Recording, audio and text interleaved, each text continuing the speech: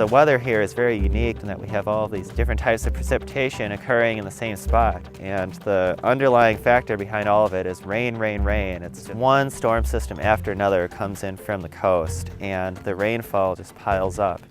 And really what we're looking at here are these big mid-latitude frontal systems that make landfall onto the Olympic Peninsula, and how these systems kind of go from the ocean onto the land and then hit the mountains and start really growing vertically, and where some really intense convection and rainfall can occur.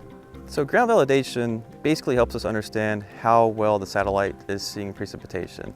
So what we're trying to do with GPM is kind of build a three-dimensional view of precipitating clouds. And so in order to do that, we need measurements that are directly on the ground, and then we need measurements of the cloud, and then measurements kind of looking from different perspectives of the cloud. Well, NASA will be providing two aircraft, the DC-8, which will be flying at mid-levels, 39,000 feet or so, and then the ER-2 aircraft, which flies much higher above the clouds. On the ground, the main assets are the NASA polarimetric radar, is where we are now, along with the D3R radar, which is a dual frequency, dual polarization radar that has the same frequencies as a GPM satellite.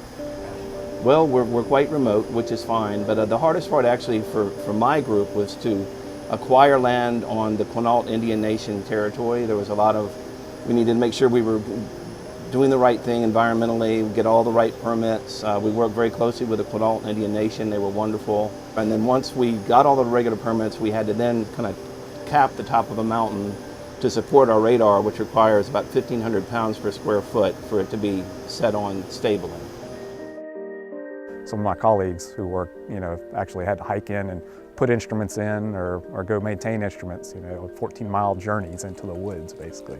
It's really neat to get to work with, in such a unique environment like that, where you can, you're actually putting these instruments in places where there's never been measurements like that before.